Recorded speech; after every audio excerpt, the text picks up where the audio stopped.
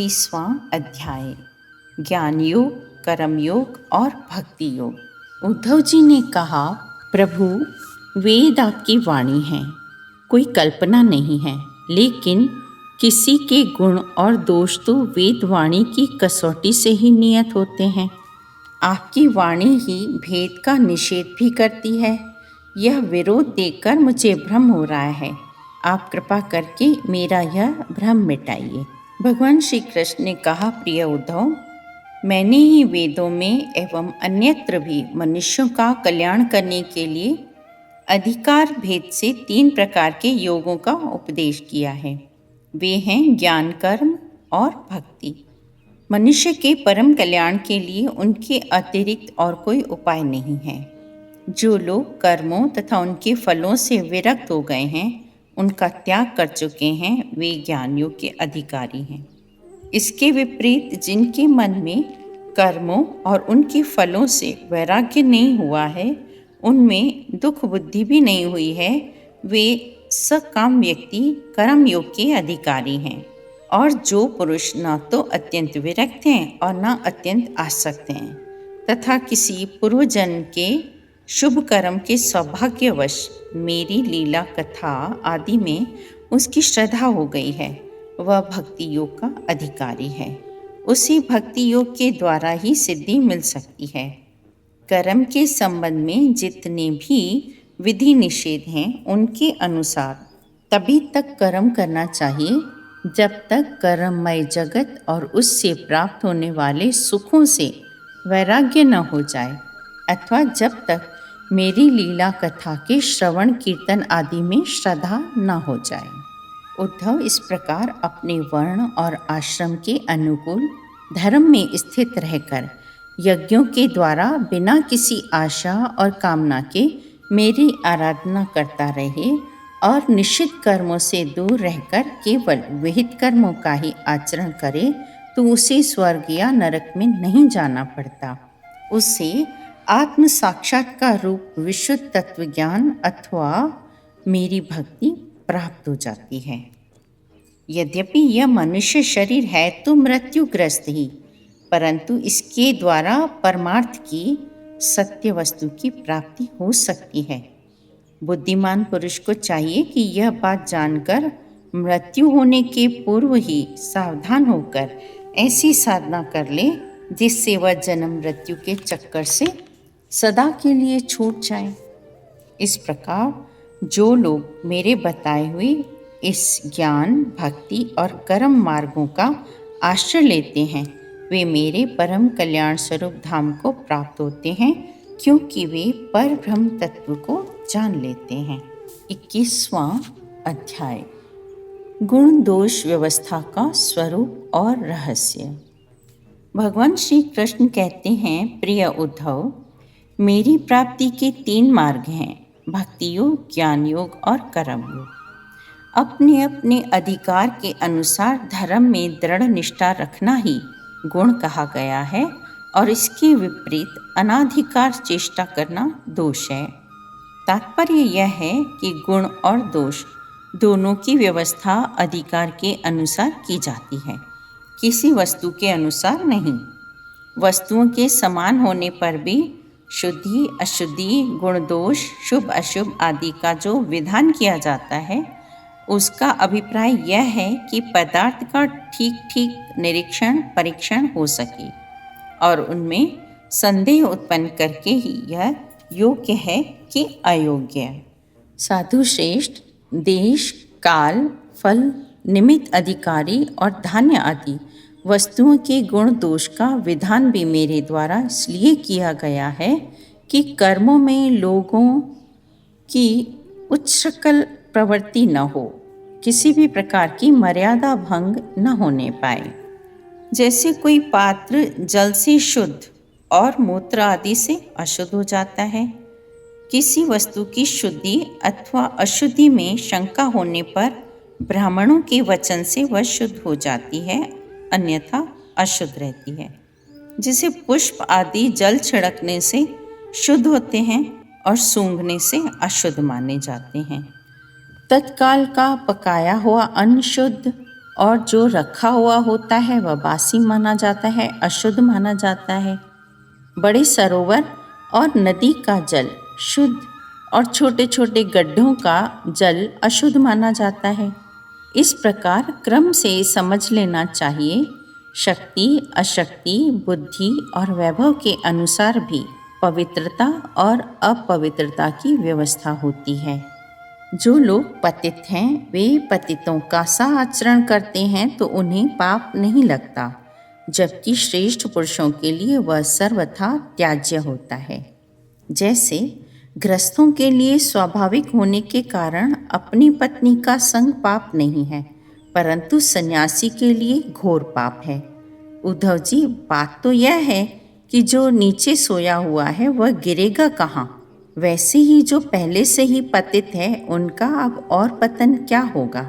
जिन जिन दोषों और गुणों से मनुष्य का चित्त उपरत हो जाता है, उन्हीं वस्तुओं के बंधन से वह मुक्त हो जाता है।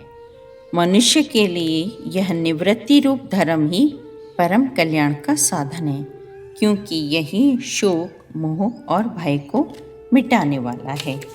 उद्धव जी, स्वर्ग आदि परलोक स्वप्न के दृश्यों के समान हैं। वास्तव में वे असत्य हैं। केवल उनकी बातें सुनने में बहुत मीठी लगती हैं। सकाम पुरुष, जो इच्छा वाले पुरुष होते हैं, वे वहाँ के भोगों के लिए मन ही मन अनेकों प्रकार के संकल्प कर लेते हैं। जैसे व्यापारी अधिक लाभ की आशा से मूलधन को भी खो बैठता है, वैसे ही वे सकाम यज्ञों द्वारा अपने धन का नाश करते हैं। वे स्वयं रजोगुण, सत्वगुण या तमोगुण में स्थित रहते हैं और रजोगुणी, सत्वगुणी अथवा तमोगुणी इंद्र आदि देवताओं की उपासना करते हैं। वे उन्हीं सामग्रियों से उतने ही परिश्रम से मेरी पूजा नहीं करते। वे जब इस प्रकार की पुष्पिता वाणी, रंग बिरंगी मीठी मीठी बातें सुनते हैं कि हम लोग इस लोक में यज्ञों के द्वारा देवताओं का यजन करके स्वर्ग में जाएंगे और वहाँ दिव्य आनंद भोगेंगे, उसके बाद जब फिर हमारा जन्म होगा तब हम बड़े कुलीन परिवार में पैदा होंगे, हमारे बड़े बड़े महल होंगे, हमारा कुटुंब बहुत सुखी होगा और बहुत बड़ा होगा, और उन घमंडियों को मेरे संबंध की बातचीत भी अच्छी नहीं लगती। उद्धव जी, वेदों में 3 कांड हैं, कर्म, उपासना और ज्ञान। इन तीनों कांडों के द्वारा प्रतिपादित विषय है ब्रह्म और आत्मा की एकता। सभी मंत्र और मंत्र दृष्टा ऋषि इस विषय को खोलकर नहीं, गुप्त भाव से बतलाते हैं, और मुझे भी इस बात को गुप्त रूप से कहना ही अभीष्ट है। वेदों का नाम है शब्द ब्रह्म। वे मेरी मूर्ति हैं, इसी से उनका रहस्य समझना अत्यंत कठिन है। वह शब्द ब्रह्म परा, पश्यंती और मध्यमा वाणी के रूप में प्राण, मन और इंद्रियमय है। समुद्र के समान सीमा रहित और गहरा है। उसकी था लगाना अत्यंत कठिन है। 22वां अध्याय, तत्वों की संख्या और पुरुष प्रकृति विवेक। उद्धव जी ने कहा, प्रभु विश्वेश्वर, ऋषियों ने तत्वों की संख्या कितनी बतलाई है? आपने तो अभी 19वें अध्याय में 9, 11, 5 और कुल 28 तत्व गिनाए हैं। यह तो हम सुन चुके हैं, किंतु कुछ लोग 26 तत्व बतलाते हैं, कोई 4 बताते हैं तो कोई 11। ऋषि मुनि इतनी भिन्न संख्याएं किस अभिप्राय से बतलाते हैं? आप कृपा करके हमें समझाइए। भगवान श्री कृष्ण ने कहा, उद्धव जी, वेदज्ञ ब्राह्मण इस विषय में जो कुछ कहते हैं वह सभी ठीक है, क्योंकि सभी तत्व सब में अनुभूत हैं। मेरी शक्तियाँ सत्व, रज आदि गुणों और उनकी वृत्तियों का रहस्य लोग समझ नहीं पाते, इसलिए वे यह विविध कल्पना रूप प्रपंच उठ खड़ा हुआ है। उद्धव जी, जिन लोगों ने 26 संख्या स्वीकार की है, वे ऐसा कहते हैं कि जीव अनादिकाल से अविद्या से ग्रस्त हो रहा है। वह स्वयं अपने आप को नहीं जान सकता। उसे आत्मज्ञान कराने के लिए किसी अन्य सर्वज्ञ की आवश्यकता है। इसलिए प्रकृति के कार्य कारण रूप 24 तत्व, 25वां पुरुष और 26वां ईश्वर, इस प्रकार कुल 26 तत्व स्वीकार करने चाहिए। 25 तत्व मानने वाले कहते हैं कि इस शरीर में जीव और ईश्वर का अणुमात्र भी अंतर या भेद नहीं है, इसलिए उनके भेद की कल्पना व्यर्थ है। रही ज्ञान की बात, सो तो सत्वमति का प्रकृति का गुण है। तीनों गुणों की साम्यावस्था ही प्रकृति है, इसलिए सत्व रज आदि गुण आत्मा के नहीं प्रकृति के ही हैं। इन्हीं के द्वारा जगत की स्थिति, उत्पत्ति और प्रलय हुआ करती है। इसलिए ज्ञान आत्मा का गुण नहीं प्रकृति का ही गुण सिद्ध होता है। उद्धव जी, जो लोग तत्वों की संख्या 7 स्वीकार करते हैं, उनके विचार से आकाश, वायु, तेज, जल और पृथ्वी ये 5 भूत और छठा जीव और 7वां परमात्मा है। और जो लोग कारण के रूप में 4 ही तत्व स्वीकार करते हैं, वे कहते हैं कि आत्मा से तेज, जल और पृथ्वी की उत्पत्ति हुई है और जगत में जितने पदार्थ हैं सब इन्हीं से उत्पन्न होते हैं। जो लोग तत्वों की संख्या 16 बतलाते हैं, उनकी गणना भी इसी प्रकार है। अंतर केवल इतना ही है कि वे आत्मा में मन का भी समावेश कर लेते हैं और इस प्रकार उनकी तत्व संख्या 16 रह जाती है। जो लोग 13 तत्व मानते हैं, वे कहते हैं कि आकाश आदि 5 भूत, 5 ज्ञानेंद्रियां, 1 मन, 1 जीवात्मा और परमात्मा, ये 13 तत्व हैं। 11 संख्या मानने वाले 5 भूत, 5 ज्ञानेंद्रियां और इनके अतिरिक्त 1 आत्मा का अस्तित्व स्वीकार करते हैं। और जो लोग 9 तत्व मानते हैं, वे आकाश आदि 5 भूत और मन, बुद्धि, अहंकार, ये 8 प्रकृतियां और 9वां पुरुष, इन्हीं को तत्व मानते हैं। उद्धव जी, इस प्रकार ऋषि मुनियों ने भिन्न भिन्न प्रकार से तत्वों की गणना की है। सबका कहना उचित ही है, क्योंकि सबकी संख्या युक्ति युक्त है। जो लोग तत्व ज्ञानी हैं, उन्हें किसी भी मत में बुराई नहीं दिखती, उनके लिए तो सब कुछ ठीक ही है। उद्धव जी ने कहा, श्याम सुंदर, यद्यपि स्वरूपतः प्रकृति और पुरुष दोनों एक दूसरे से सर्वथा भिन्न हैं, तथापि वे आपस में इतने घुल मिल गए हैं कि साधारणतः उनका भेद नहीं जान पड़ता। प्रकृति में पुरुष और पुरुष में प्रकृति अभिन्न से प्रतीत होते हैं। इनकी भिन्नता स्पष्ट कैसे हो?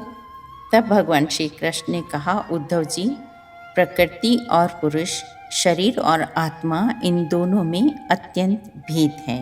प्रकृति से महत तत्व बनता है और महत तत्व से अहंकार। अहंकार के 3 भेद हैं, सात्विक, तामस और राजस। यह अहंकार ही अज्ञान और सृष्टि की विविधता का मूल कारण है।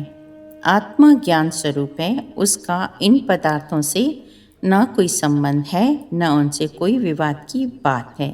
अस्ति नास्ति, हैं भी और नहीं भी। सगुण निर्गुण, भाव अभाव, सत्य मिथ्या आदि रूप से जितने भी वाद विवाद हैं, सबका मूल कारण भेद दृष्टि ही है, इसमें संदेह नहीं है। इस विवाद का कोई प्रयोजन ही नहीं है, यह सर्वथा व्यर्थ है। तथापि जो लोग मुझसे अर्थात अपने वास्तविक स्वरूप से विमुख हैं, वे इस विवाद से मुक्त भी नहीं हो सकते।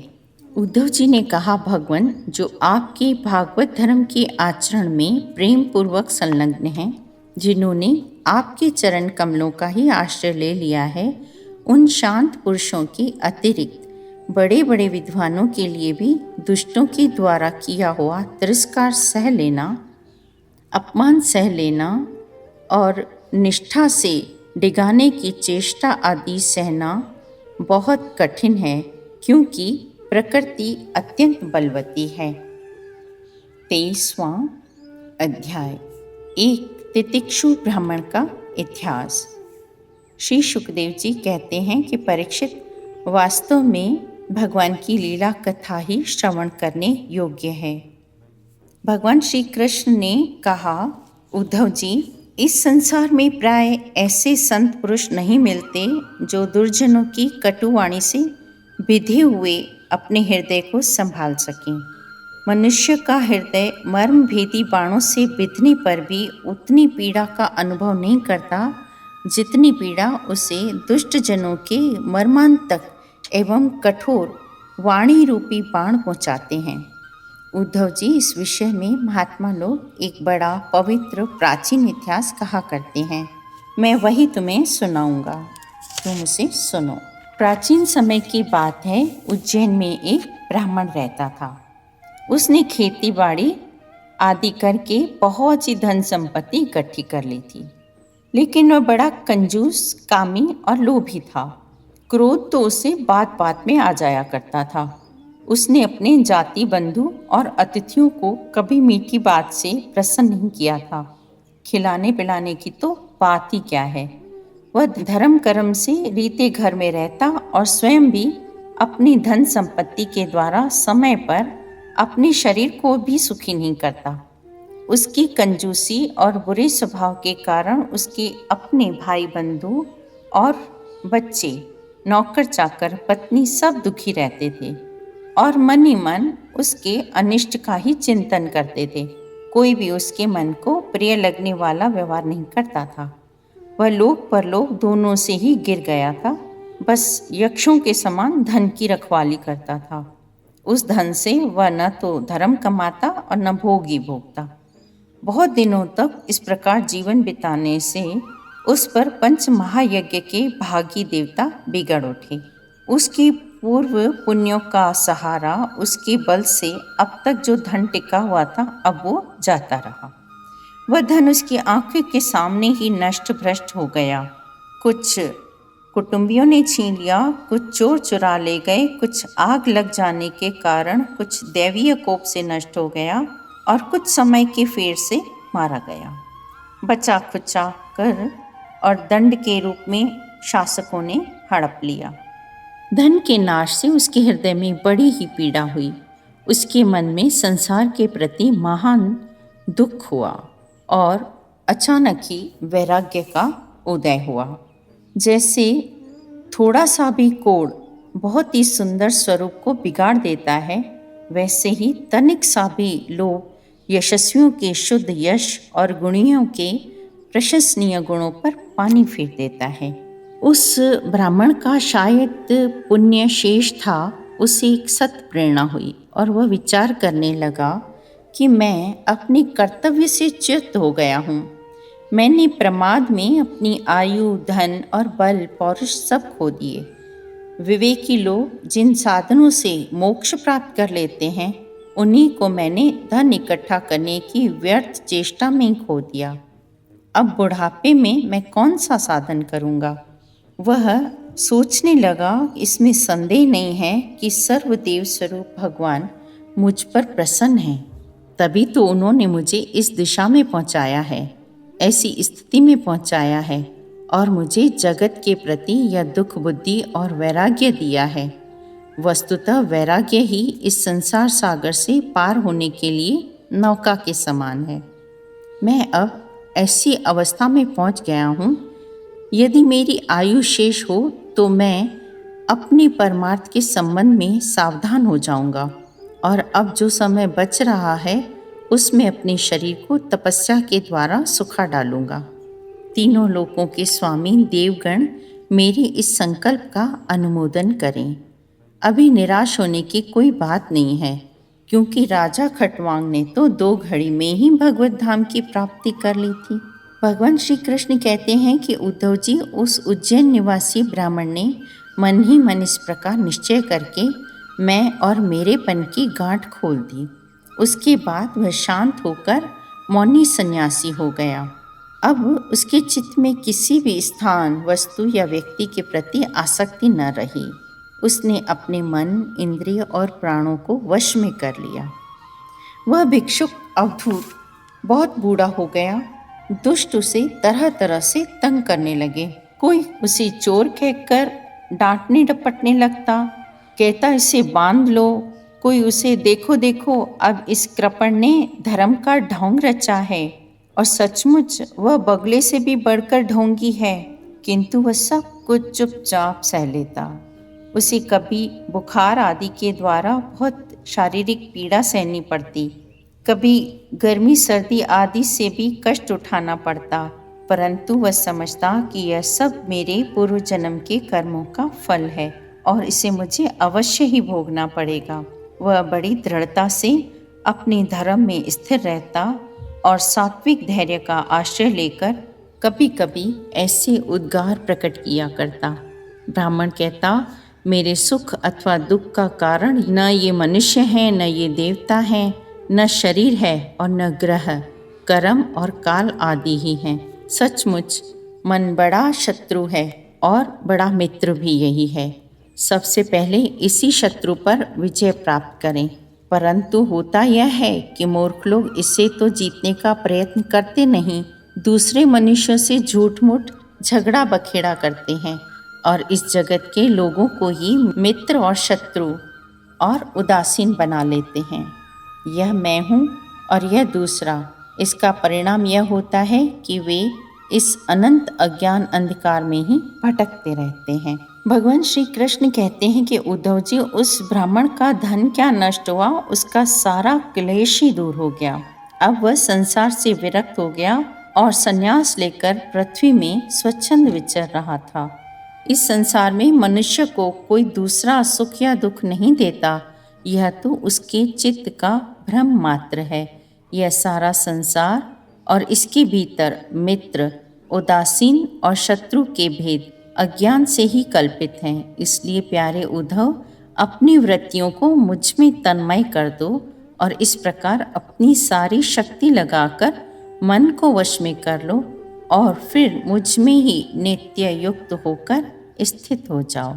बस सारे योग साधन का इतना ही सार संग्रह है। 24वां अध्याय, सांख्य योग। भगवान श्री कृष्ण कहते हैं, प्यारे उद्धव, अब मैं तुम्हें सांख्य शास्त्र का निर्णय सुनाता हूँ। प्राचीन काल में बड़े बड़े ऋषि मुनियों ने इसका निश्चय किया। जब जीव इसे भली भांति समझ लेता है तो वह वेद बुद्धि के मूलक सुख दुख आदि भ्रम का तत्काल त्याग कर देता है। युगों से पूर्व प्रलय के काल में आदि सत्य युग में जगत और जीव विकल्प शून्य किसी प्रकार के भेदभाव से रहित केवल ब्रह्म ही होते हैं। ब्रह्म में किसी प्रकार का विकल्प नहीं है, वह केवल सत्य है। वह ब्रह्म ही माया और उसमें प्रतिबिंबित जीव के रूप में दृश्य और दृष्टा के रूप में दो भागों में विभक्त सा हो गया। उनमें से एक वस्तु को प्रकृति कहते हैं, उसी ने जगत में कार्य और कारण का रूप धारण किया। दूसरी वस्तु को, जो ज्ञान स्वरूप है, पुरुष कहते हैं। प्रकृति से सत्व रज और तम ये तीन गुण प्रकट हुए। उनसे क्रिया शक्ति प्रधान, ज्ञान शक्ति प्रधान महत्तत्व प्रकट हुए। महत्तत्व में से अहंकार, यह अहंकार ही जीव को मोह में डालने वाला है। ये सभी पदार्थ मेरी प्रेरणा से एकत्रित होकर परस्पर मिल गए और उन्होंने यह ब्रह्मांड अंड उत्पन्न किया। यह अंड मेरा उत्तम निवास स्थान है। जब यह अंड जल में स्थित हो गया तब मैं नारायण रूप से इसमें विराजमान हो गया। मेरी नाभि से विश्व कमल की उत्पत्ति हुई, उसी पर ब्रह्मा का आविर्भाव हुआ।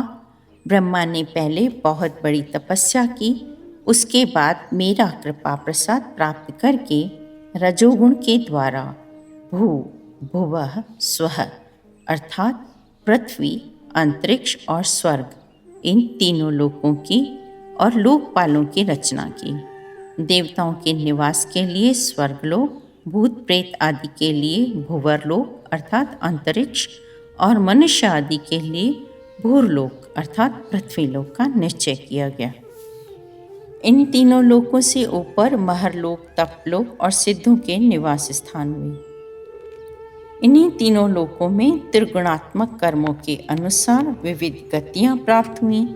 योग, तपस्या और संन्यास द्वारा महरलोक, जनलोक, तपलोक, सत्यलोक, उत्तम गति प्राप्त होती है। भक्ति योग से मेरा परम धाम मिलता है। यह सारा जगत कर्म और उनके संस्कारों से युक्त है। मैं ही काल रूप से कर्मों के अनुसार उनके फल का विधान करता हूँ।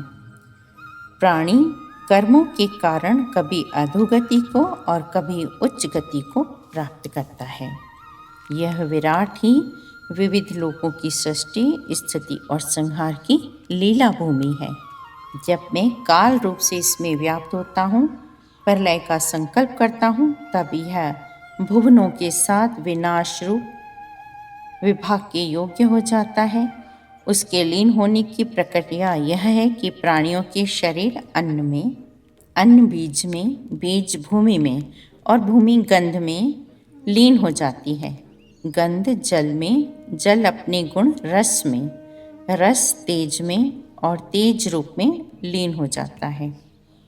रूप वायु में, वायु स्पर्श में और स्पर्श आकाश में तथा आकाश शब्द तन मात्रा में लीन हो जाता है।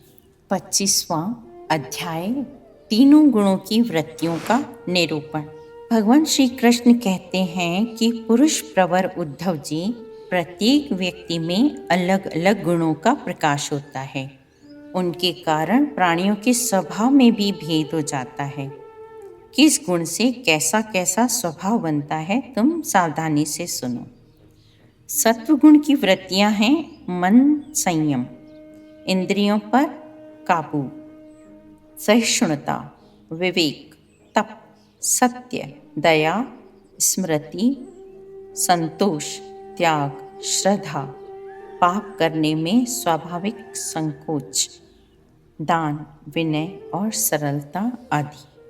रजोगुण की वृत्तियां हैं इच्छा, घमंड, असंतोष, अकड़, देवताओं से धन आदि की याचना, भेद बुद्धि, विषय भोग, युद्ध के लिए उत्साह, अपने यश से प्रेम, हास्य, पराक्रम और हठपूर्वक उद्योग करना आदि।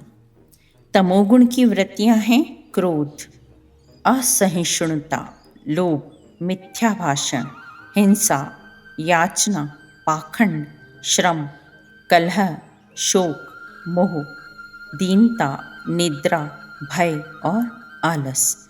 इस प्रकार क्रम से सत्वगुण, रजोगुण और तमोगुण की अधिकांश वृत्तियों का पृथक पृथक वर्णन किया। अब उनके मेल से होने वाली वृत्तियों का वर्णन सुनो। उद्धव जी, मैं हूँ और यह मेरा है, इस प्रकार की बुद्धि से तीनों गुणों का मिश्रण है। उद्धव जी, सत्वगुण के बढ़ने पर देवताओं का, रजोगुण के बढ़ने पर असुरों का और तमोगुण के बढ़ने पर राक्षसों का सा बल हो जाता है। वृत्तियों में भी क्रमशः सत्वादि गुणों की अधिकता होने पर देवत्व, असुरत्व, रजो और तमोगुण के बढ़ने पर राक्षस तत्व आदि बढ़ जाते हैं। जब अपने धर्म का आचरण निष्काम भाव से किया जाता है, तब वह सात्विक होता है। जिस कर्म के अनुष्ठान में किसी फल की कामना रहती है, वह राजसिक होता है, और जिस कर्म में किसी को सताने अथवा दिखाने आदि का भाव होता है, वह तामसिक होता है। विचारशील पुरुष को चाहिए कि बड़ी सावधानी से सत्वगुण के सेवन से रजोगुण और तमोगुण को जीत ले, इंद्रियों को वश में कर ले और मेरे स्वरूप को समझकर मेरे भजन में लग जाए। आसक्ति को लेश मात्र भी न रहने दे। इस प्रकार गुणों से मुक्त होकर जीव अपने जीव भाव को छोड़ देता है और मुझ में एक हो जाता है। ओम नमो भगवते वासुदेवाय।